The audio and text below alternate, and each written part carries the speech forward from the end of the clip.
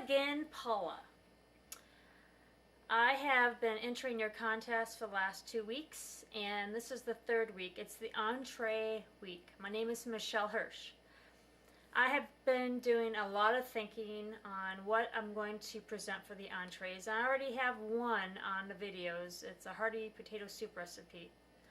But the one I'm going to present today is versatile.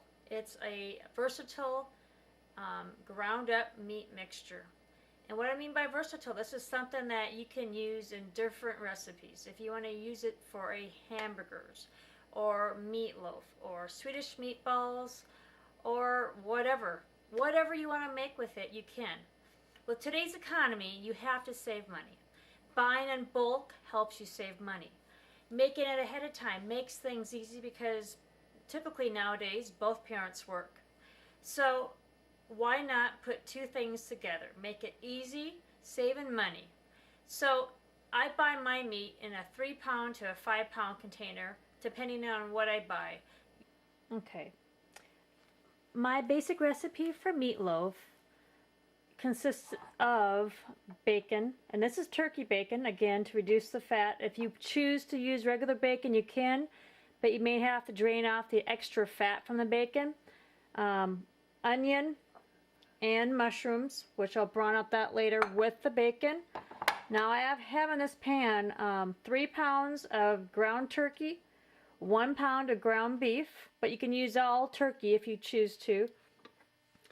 Your favorite type of cream soup, whether it be cream of mushroom, cream of chicken. I happen to have each. It's a combination soup. It's 1 full can. I recently discovered panko crumbs. They're Japanese style breadcrumb, and this happens to be a flavored style. That's fine if you want to use a different style, but that's something I like. And seasoned panko crumbs. So plain and seasoned, you can get whichever. And then this is another key ingredient that I use is dried soup recipe, whether it be onion or beef or mushroom, whatever you choose. And this is 1 packet. I have Philadelphia cream cheese. That's plain. I'm also going to use the flavored cream. And in this recipe I'm going to use 3 eggs. Usually if it's a smaller recipe you can use 1, maybe 2, but since I'm using so much meat I need to use 3. It's going to help pull it together. My favorite on top of meatloaf is, guess what that is? Ketchup. I love ketchup. You can also use barbecue sauce, but ketchup is my favorite. So Paula, I have been on this bacon craze. Love bacon. Of course, bacon makes everything taste better. So let the bacon cook for a few minutes. I'm going to add to this the onions and the chopped up mushrooms. These are fresh mushrooms. You can use canned, that's fine. It really does not matter. But the onions are fairly small. Small pieces, they will reduce in size after cooking. I'm going to let this mixture cook down to where the onions are translucent. I decided to show you this mixture. It looks really good. And it smells heavenly. So the bacon, mushroom, and the onion are cooked. The onion is translucent. That's exactly what I want. So this mixture needs to cool down. Not completely, but it needs to cool down a lot. I don't want to add this to the raw meat. Just let it cool down a little bit. And we'll be back. I'm first going to start processing or blending the cream cheese. So of 8 ounces of the flavored and 4 ounces of plain. I'm going to blend this together to where it's completely mixed. And then I'm going to shut this off. The consistency is just a light brown mixture.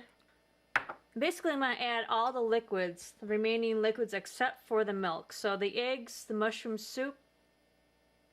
So to the cream cheese mixture, I'm going to add the eggs, 3 eggs on my mixer. I have 1 can of cream of mushroom and a mixture of cream of mushroom, cream of chicken soup, which adds a lot of flavor. Boy, if we didn't have flavor, what would we do? How did the caveman do it? They didn't have flavor on their food.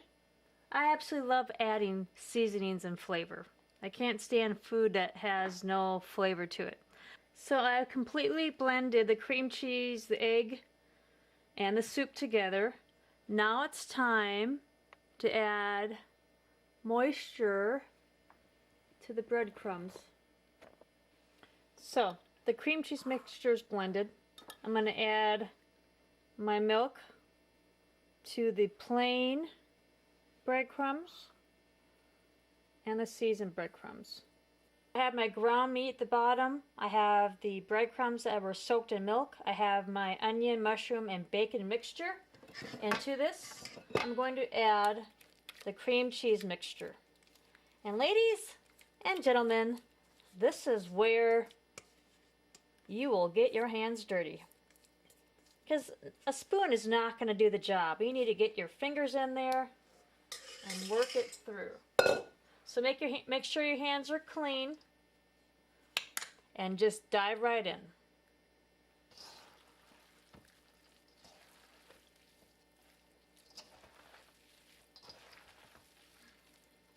But you just want to mix this thoroughly together.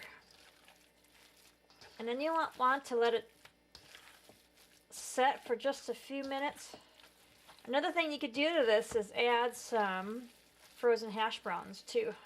You could also take leftover spaghetti noodles, chop them up in about a 2 to 3 inch length, and add that to this mixture. You could do a lot of stuff.